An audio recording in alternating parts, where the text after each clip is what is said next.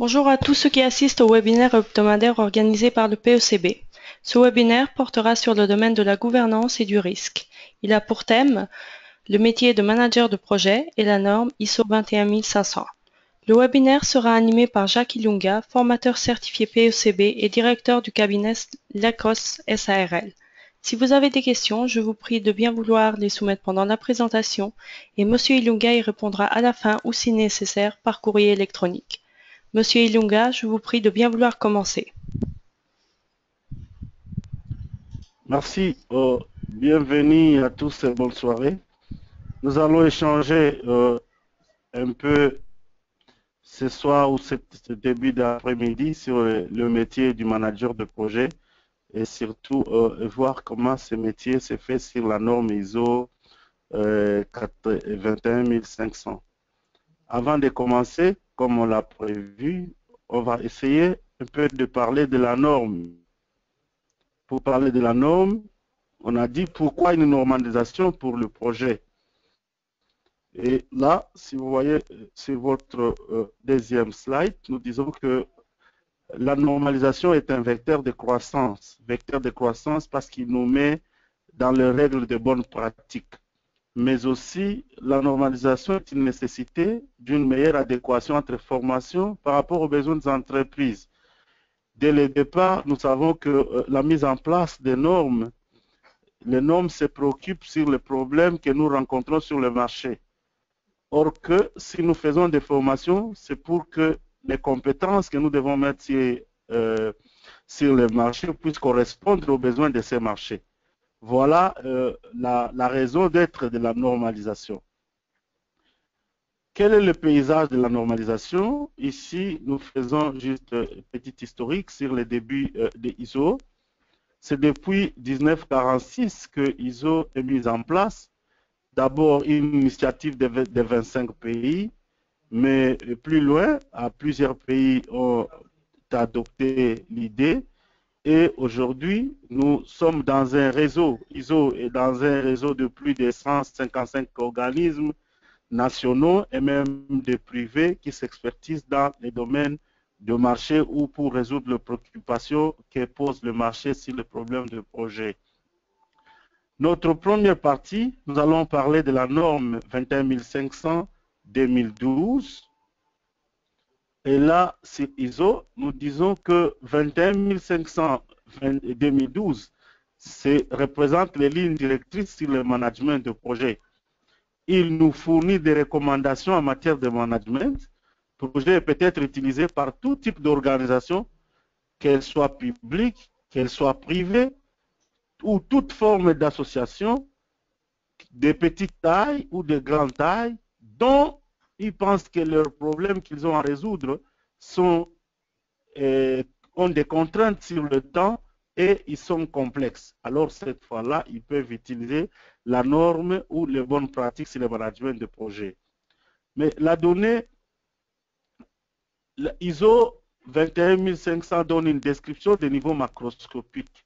Macroscopie parce que nous n'allons pas tellement dans les détails, tellement qu'il y a une diversité de projets et dans le domaine des projets que nous pouvons travailler, nous restons pratiquement sur les bonnes pratiques et des grandes lignes.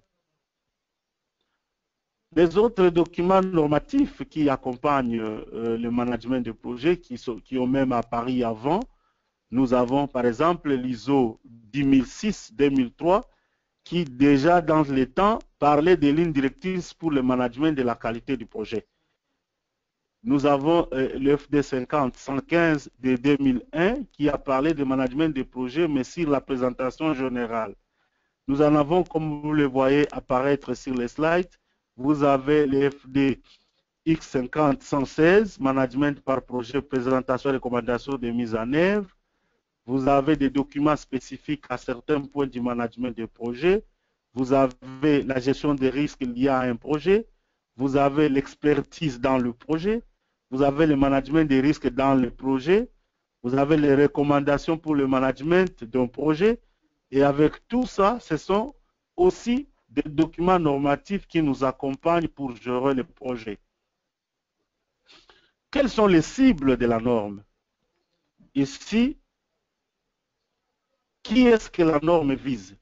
Nous avons parlé que la norme vise les cadres supérieurs et commanditaires de projets, de façon à leur fournir une meilleure compréhension des principes et pratiques du management de projet, mais aussi tous les autres responsables de projet, les équipes de management de projet, les membres d'équipes de projet, pour qu'ils puissent disposer d'une base commune de comparaison de leurs modèles et pratiques. Ici, pourquoi nous appelons toutes les autres parties prenantes du projet de maîtriser les normes, c'est parce que le projet étant quelque chose que nous devons réaliser dans un temps très précis pour viser un livrable très spécifique, il faut que dès le départ, que toutes les parties venant de plusieurs milliers puissent se mettre d'accord, puissent comprendre qu'est-ce qu'on doit faire et quels sont les processus que nous devons suivre pour arriver à notre objectif.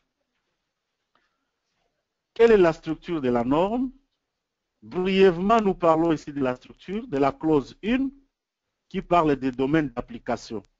La norme fournit les recommandations en matière de domaine de management du projet, peut-être par tout type d'organisation, qu'elle soit publique, privée, communautaire, ainsi que pour tout type de projet, quelle que soit sa complexité, sa taille ou sa durée. Dans le domaine d'application de la norme, tout ce qui est projet est concerné par la norme.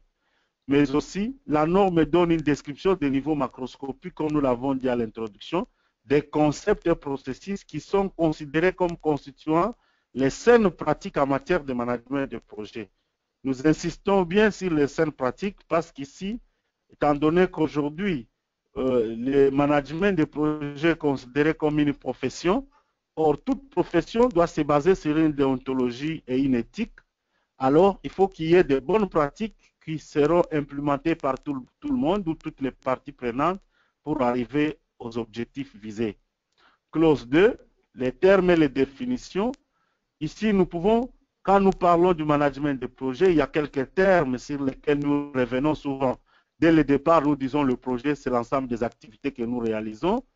Nous les réalisons dans un champ d'application bien défini. Il y a des référentiels qu'il faut suivre et respecter. Il y a les demandes de modification ou la gestion de changement qu'il faut implémenter. Gestion des conflits, les actions correctives et les actions préventives. Il faut voir la planification, le déploiement, les contrôles et l'agir.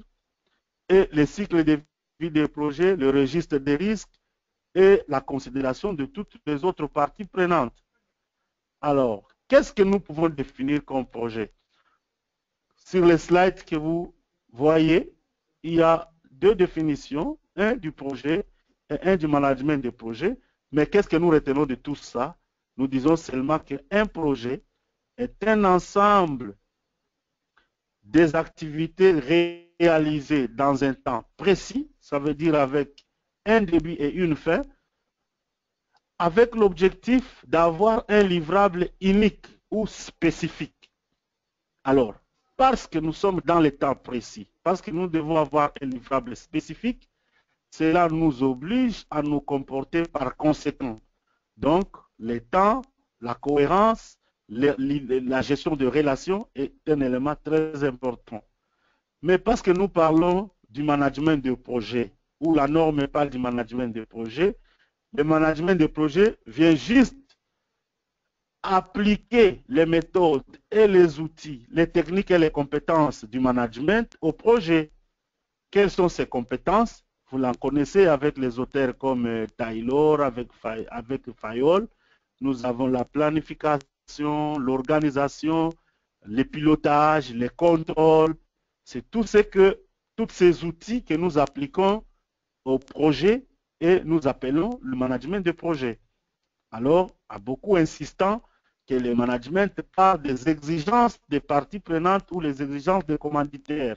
Et donc, nous distinguons trois grandes exigences qui sont les fondements du management de projet. Ce sont les exigences fonctionnelles que le manager doit d'abord comprendre dès le départ. Il doit accueillir les exigences économiques ou commerciales du commanditaire avant d'écouler les exigences techniques pour que le projet mis en place puisse correspondre au livrable unique tel qu'il est défini. Les liens avec la stratégie, parce que aujourd'hui, le management est utilisé dans les entreprises ou le management par projet, elle doit être liée à la stratégie, parce que nous partons toutes de la stratégie ou de la vision de l'entreprise. À partir de la vision, nous identifions des opportunités. Et nous avons plusieurs opportunités. Nous pouvons avoir une, deux, trois, quatre, cinq opportunités sur le marché, mais pour en découler sur le projet, et c'est un élément très important sur lequel on insiste, il faut sélectionner parmi ces opportunités quelle est l'opportunité qui peut être réalisée, qui peut être efficace au problème que nous avons identifié.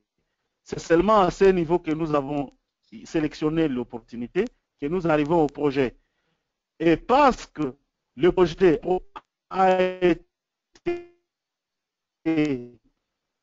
sélectionné meilleure opportunité, c'est l'opportunité qui va contribuer au bénéfice de l'entreprise. Clause 3, concept du management des projets, l'environnement du projet. Le projet travaille dans un environnement très complexe, comme nous l'avons dit, dont nous avons les facteurs extérieurs à l'organisation, tels que les facteurs socio-économiques, les facteurs géographiques, les facteurs politiques, les facteurs réglementaires, les facteurs technologiques, mais aussi aujourd'hui, les facteurs écologiques. Mais aussi, nous avons le facteur dans les limites de l'organisation, tels que la stratégie elle-même, la technologie, la maturité du management des projets, la disponibilité des ressources, ainsi que la culture de l'organisation et sa structure. Tout ça, ce sont à deux niveaux, le macro et le micro-environnement, que le projet ou l'équipe du management de projet doit tenir compte quand il est en train de mener un projet. La gouvernance des projets. Qu'est-ce qui comprend la gouvernance d'un projet? Ici, nous devons la définition de la structure de management, les politiques, les processus et les méthodologies à utiliser, les limites de l'autorité en matière de prise de décision, qui est un élément aussi très important si la structure doit définir les chefs de projet à quelles limites sur l'autonomie de gestion de son personnel ou du personnel mis à sa disposition, mais l'autonomie aussi de la gestion de son budget. Les responsabilités et l'obligation hiérarchique des parties prenantes, les interactions telles que les comptes rendus et la soumission hiérarchique progressive des problèmes ou des risques. C'est très important pour arriver à gérer le projet. Quelles sont les parties prenantes? Ici, tout part par les commanditaires ou les demandeurs du projet. Le chef de projet n'est qu'un mandataire des commanditaires parce qu'il exécute le projet que les commanditaires lui ont confié. Mais le chef de projet ne travaille pas seul. Il travaille avec l'équipe de gestion de projet ou son staff. Et à côté de l'équipe du projet, il y a l'équipe du management de projet, il y a l'équipe projet, mais et ça fait toute l'organisation.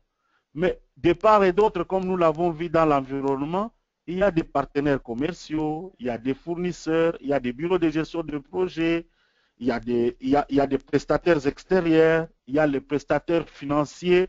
Tous ces éléments font un environnement ou une structure, un groupe de parties prenantes que le chef de projet doit, quand il va implémenter sa politique de communication, gérer et la communication verticale et la communication horizontale. Quelles sont les compétences reconnues par les normes? C'est la cause 3.9. Les chefs de projet doivent d'abord avoir les compétences techniques. Et les compétences techniques doivent lui permettre de mener le projet de manière structurée, y compris la terminologie, les concepts et les procédures du management. Ici, dans les pages qui suivent, nous allons parler de processus et des sujets très importants que le chef de projet doit respecter quand il est en train de mener un projet depuis sa conception ou son lancement jusqu'à sa clôture. Mais aussi, il doit avoir des compétences comportementales qui sont associées aux relations entre les personnes. Quelque part, nous disons, un manager, c'est une autorité à 4 étoiles qu'est-ce que nous appelons les 4 étoiles? Les 4 étoiles signifient les compétences qu'un manager doit avoir. Bon, sous les compétences techniques, il doit avoir un savoir et un savoir-faire. Mais il doit aussi avoir un savoir-être, compétence comportementale, mais aussi il doit avoir un savoir-faire, qui sont les compétences contextuelles. Parce qu'il est manager, il doit diriger son équipe pour le mener vers l'objectif précis.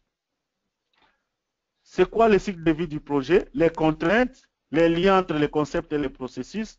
Ici, le management de projet est effectué au moyen des processus qui utilisent les concepts et les compétences décrits dans la clause 3.1 à 3.11 de la norme. Mais sur place, nous ne parlons pas, nous n'insistons pas sur le processus produit, nous n'insistons pas sur le processus support, mais nous insistons plus sur le processus de management de projet, qui sont, comme vous les trouvez, les 5 processus de management de projet. Selon la norme, nous avons le lancement, le processus qui hier ou à comparer avec les standards internationaux du PMI, le démarrage, qui n'est qu'un groupe de processus qui part de la réception de la demande du projet à la rencontre avec les commanditaires, à la réunion de clarification, jusqu'à la réception du non, du go ou du no-go. Ça veut dire l'accord entre le chef de projet et les commanditaires de faire ou de ne pas faire. C'est cette étape qui est ou la charte ou la lettre de mission que nous considérons comme une donnée d'entrée dans la planification, et directement, quand vous constatez, nous entrons dans les groupes de processus de planification. Et le groupe de processus de planification qui consiste maintenant à étayer, à départementaliser ou à déstructurer tout l'objectif pour savoir, pour répondre carrément au qui sait. Qu'est-ce que nous voulons faire, avec quoi nous allons le faire, avec combien nous le ferons, qui le feront, où est-ce qu'on va le faire. Je pense que ça, c'est la planification qui nous aide d'entrer dans le groupe de processus de mise en œuvre. Et pendant la mise en œuvre, quel est le rôle du chef de projet? Très important, c'est que le chef de projet, pendant la mise en œuvre, il doit implémenter sa planification. Il doit, gérer le développement de son équipe. Il doit motiver l'équipe. Il doit gérer le plan d'entrée et de sortie de l'équipe sur la mise en œuvre du projet. Mais aussi, le chef de projet doit gérer la stabilité de sa planification. Parce que dès le temps qu'on a planifié, jusqu'au temps qu'on a commencé la mise en œuvre, il y a plusieurs éléments qui entrent comme des risques de changement. Et le chef de projet doit maîtriser comment gérer le processus de changement pour maîtriser la stabilité de son plan ou de son triangle équilatéral, le QDC. Il doit gérer les contrats parce que le projet lui-même fait naître des contrats. Le premier contrat où il va vers les livrables uniques, mais aussi les contrats des autres partenaires, que ce soit les consultants extérieurs, les fournisseurs. Il doit savoir gérer les contrats pour que le projet puisse arriver à bord à temps. Et nous avons le groupe de processus de maîtrise qui consiste autrement à un suivi d'avancement. Parce que dans la planification, nous avons défini les objectifs, nous avons défini les indicateurs objectivement vérifiables. Quand nous arrivons dans au niveau de la maîtrise, nous devons chaque fois collecter les informations du terrain, faire la comparaison entre le réalisé et le planifié pour tirer les écarts. Et en tirant les écarts, nous cherchons les informations ou les raisons d'être de ces écarts et nous prenons les mesures correctives et préventives pour que si ces écarts ont été négatifs, qu'ils ne puissent pas revenir qu'ils ne puissent pas encore revenir pour que le projet puisse arriver à bord. Et le dernier groupe de processus, c'est le groupe de processus de clôture qui consiste en 2 éléments très importants, la clôture administrative et la clôture des contrats. C'est quoi la clôture administrative? La clôture administrative n'est que cette étape où le chef de projet avec son staff doivent rédiger un rapport d'exécution de projet qui peuvent permettre soit à eux-mêmes, soit au prochain groupe qui doit faire le projet similaire pour se référer sur la méthode analogique pour voir qu'est-ce que les collègues avaient fait sur tel projet qui est similaire et comment nous pouvons, soit les staff lui-même s'il veut encore implémenter un deuxième projet, mais en se référant sur les éléments des estimations du premier, ça peut nous aider. Alors il faut mettre en place un rapport d'exécution. La clôture des contrats consiste à la réception ou à la remise de l'ouvrage. Il faut remettre l'ouvrage et l'ouvrage doit être réceptionné et accepté par les commanditaires. Tous ces groupes de processus sont déclinés en 10 thématiques que nous appelons ici les sujets importants qu'un chef de projet doit maîtriser normalement. Quels sont ces 10? Vous le voyez sur mon slide. Vous avez d'abord l'intégration. La thématique de l'intégration consiste en quelle manière seront gérés les changements pendant l'exécution du projet et comment est-ce que ces changements ou ces raisons des écarts seront intégrés dans le projet.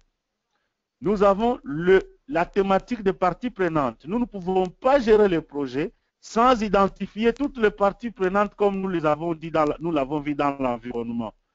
Nous devons identifier toutes nos parties prenantes, toutes les parties prenantes intéressées au projet, leurs attentes, leurs objectifs, leur degré d'influence au projet pour nous permettre d'identifier quelles sont les parties prenantes négatives, quelles sont les parties prenantes positives et savoir dans notre système dans notre étape ou notre plan de communication horizontale, quel message donner pour vendre le projet, pour permettre l'avancement de notre projet. Au niveau du contenu, ici, nous parlons juste que de la structuration du projet. Nous devons partir des phases, des sous-phases, pour déterminer tout ce qui peut contenir comme activité et tâches dans notre projet. Cela nous permet, quand nous serons dans la mise en œuvre, de déterminer ou d'identifier clairement les éléments qui ont été omis et cette fois-là les considérer comme des changements. Au niveau des ressources humaines, dans la thématique des ressources humaines, le chef de projet doit maîtriser les responsabilités de tous ceux qui prendront part à l'exécution de son projet. Identifier nommément les gens, identifier leurs responsabilités, identifier le rapport de reportage, qui doit donner rapport à qui, et impliquer les personnes dans le projet de manière qu'ils puissent connaître qu'est-ce qu'on attend d'eux et qu'est-ce que nous et ils doivent faire pour atteindre l'objectif du projet. Ici, nous parlons, quand nous nous référons à la gare, du principe de la responsabilisation et le principe de la redevabilité. Au niveau des délais, le chef de projet et son équipe doivent être à même de déterminer l'échéancier du projet et de le maîtriser tout au long de la mise en œuvre. Au niveau du coût, le chef de projet, comme nous avons parlé avec le triangle QDC, le chef de projet doit être capable de maîtriser, d'identifier et de déterminer le coût du projet ou le budget du projet, mais aussi de maîtriser les coûts quand il entrera dans la mise en œuvre pour arriver à la qualité précisée et convenue par les commanditaires.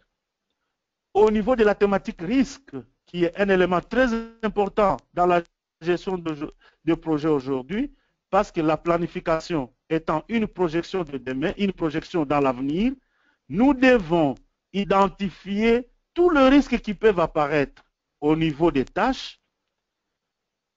Dès que nous les avons identifiés, nous devons les analyser, faire l'analyse qualitative et quantitative pour déterminer les taux de criticité de chaque risque et classer ces risques selon le risque dans la zone acceptable et les risques dans la zone non acceptable. Et considérer tous les risques qui se trouvent dans la zone non acceptable, mettre en place un plan de réponse aux risques. Un plan qui doit contenir soit les risques seront éliminés, soit les risques seront atténués, soit les risques seront transférés. Et là, avec le plan de réponse aux risques mis en place, le chef de projet aura la facilité de faire de sa mise en œuvre. Au niveau de la qualité, la thématique ici concerne, parce que nous visons une qualité dans un projet, nous devons commencer par identifier quelles sont les normes et les réglementations du projet que nous menons sur la qualité. Dès que nous avons identifié la qualité, nous devons identifier quelles sont les tâches sur lesquelles, ou les livrables, ou les sous-livrables, sur lesquels la qualité peut être impactée. Et dès que nous avons identifié les deux, nous devons prendre des mesures, soit des tests, soit des vérifications, soit des contrôles, pour nous rendre compte que tout à la mise en œuvre, à chaque tâche, à chaque ressource, nous sommes en train de respecter la qualité pour que cette qualité puisse refléter notre livrable final. Au niveau des approvisionnements, un élément très important, parce que le projet est l'ensemble des activités que nous devons réaliser dans un temps précis. Dans un temps précis et pour avoir un livrable unique.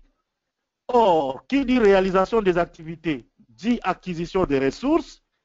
Donc, nous devons mettre en place un plan directeur des approvisionnements qui doit nous guider pour n'avoir que ce que le projet a besoin et rien que ce que le projet a besoin, de manière que le projet puisse aboutir ou arriver à son livrable unique. Et pour terminer au 10e point, nous avons la communication qui est très important parce que le chef de projet, pendant la mise en œuvre, il n'a 50 à 80% de son temps à la communication. C'est comme ça qu'il faut qu'il mette en place dès la planification un plan de communication qu'il va implémenter pendant la mise en œuvre. Il doit communiquer verticalement, ça veut dire avec les commanditaires, les staffs ou l'équipe de management de projet et l'équipe projet, mais aussi il va communiquer horizontalement avec les autres parties prenantes, soit les parties prenantes positives, soit les parties prenantes négatives. Alors, voyez un peu les groupes de processus que nous croisons avec les 10 thématiques importantes et après, nous avons pratiquement toutes les activités qu'un chef de projet peut mener depuis le lancement jusqu'à la clôture de son projet. Alors, nous devons insister sur les éléments pour terminer avec ISO 21500 et que ISO 21500 est un outil de développement de la culture projet. C'est un corpus de bonnes pratiques que tout chef de projet doit utiliser. C'est un document générique ne répondant pas aux spécificités sectorielles. Parce que nous avons dit aujourd'hui le projet devient une profession. Or, le projet est utilisé dans plusieurs domaines ou dans plusieurs secteurs. C'est pourquoi la norme ne descend pas. Nous l'avons déjà dit au début que la norme n'entre pas dans les secteurs, mais il donne les bonnes pratiques pour tous les projets que nous pouvons utiliser, que ce soit les projets informatiques, que ce soit les projets de construction, que ce soit les projets de toute conception possible, et même les projets électoraux, parce que chez nous en Afrique maintenant, on parle plus des élections. Nous disons que c'est parmi les projets les plus complexes possibles. Mais nous tirons attention à notre spectateur que l'ISO 21500 n'est pas une méthodologie. ISO 21500 est un cadre, n'est pas un cadre pour la certification. On ne certifie pas les entreprises sur ISO 21500, même pas des personnes, mais au moins on les forme pour les bonnes pratiques. Deuxième partie, parlons un peu de quelques qualités du manager de projet.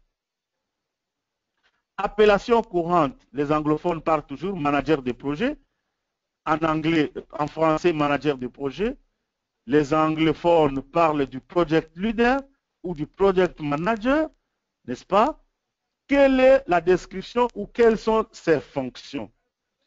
Le chef de projet organise et conduit le projet de bout en bout.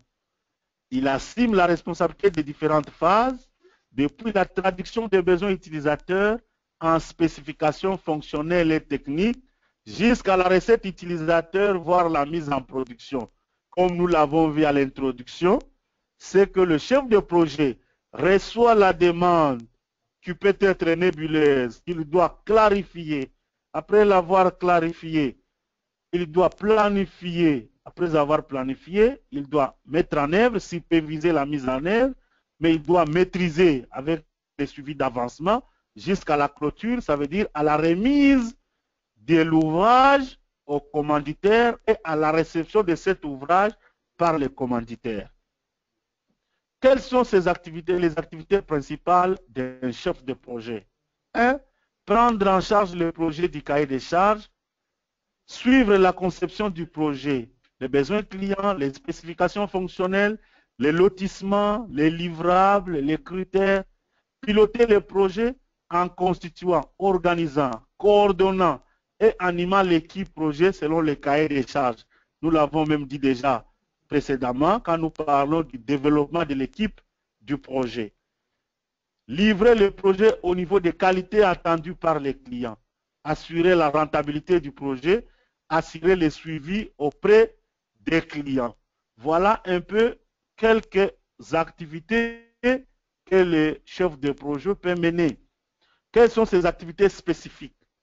Négocier des prestations avec des fournisseurs. Ça, c'est le rôle du chef de projet.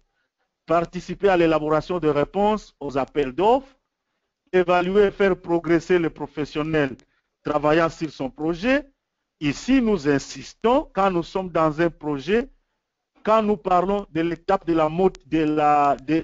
développement de l'équipe projet, dans le développement de l'équipe projet, il y a l'information, mais il y a aussi la formation. La formation qui est un élément très important pour les gens qui travaillent dans le projet. Relire et assimiler les niveaux d'engagement traduits par les contrats. Chaque fois, le chef de projet, comme nous le disons, doit bien gérer son triangle équilatéral. Il doit toujours se rendre compte ou garder la stabilité de son triangle, se rendre compte que, en observant mes indicateurs, est-ce que ce que je suis en train de faire, c'est ce qui a été fait, ce qui a été dit, mais aussi, est-ce que ce que nous sommes en train de faire nous amène vers notre livrable unique prévu et convenu avec les commanditaires.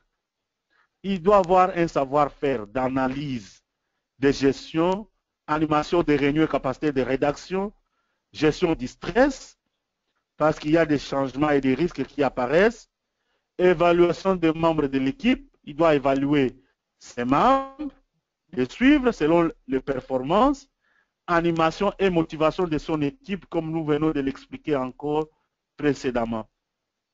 Quelles sont les connaissances les plus importantes que les chefs de projet doivent avoir? Techniques de gestion des risques, méthodes, normes et outils de développement. Il doit maîtriser les techniques et les méthodes de programmation, outils de spécification et de maquettage, démarche qualité. Un chef de projet, c'est quelqu'un qui maîtrise la démarche qualité, domaine fonctionnel, architecture technique de ce qu'il fait, mais aussi le chef de projet doit avoir quelques notions juridiques parce qu'il gère les contrats. Qualité requise, un chef de projet, c'est quelqu'un qui a l'écoute. C'est un négociateur. C'est quelqu'un qui est orienté client. Il doit avoir l'écoute vers les clients. C'est un animateur de l'équipe. Le chef de projet, c'est un communicateur. Nous avons même dit précédemment qu'il passe 50 à 80% de son temps à communiquer. Mais aussi, le chef de projet, c'est quelqu'un qui a l'esprit d'initiative. Il doit prendre des initiatives tout au long du projet. Nous l'avons dit quand nous avons insisté sur la gestion des risques, que le plan de réponse aux risques peut être mis en place. Mais les risques peuvent apparaître soit par l'intensité prévue, soit par l'intensité plus élevée que prévue. Ce n'est pas pour autant que le chef de projet peut abandonner son projet. C'est quelqu'un qui doit prendre des initiatives pourvu que le projet arrive au terme. Alors, quelles sont les contraintes dans ces métiers? Un véritable tampon. le chef de projet a une position délicate puisqu'il doit savoir échanger, composer et faire travailler ensemble des personnes de milieux professionnels différents, avec des attentes et des habitudes différentes, ne serait-ce qu'entre agence et annonceurs. Cela demande souvent beaucoup de diplomatie et de sang-froid. C'est comme ça que nous avons dit, un chef de projet, quand nous sommes dans l'armée, c'est un général à 4 étoiles. Il doit avoir les S comme les savoirs, les S comme les savoir-faire, les S comme les savoir-être, les S comme les savoir-faire. Et je vous remercie. S'il y a des questions, je suis à votre disposition. Merci. Monsieur Ilunga, je vous remercie pour cette excellente présentation. Je remercie également tous ceux qui ont répondu présents. Pour voir toutes les annonces et pour vous inscrire au webinaire organisé par le PECB, je vous prie de visiter notre page qui est le www.pecb.com ou nos réseaux sociaux. L'inscription est gratuite, alors venez nombreux. Merci.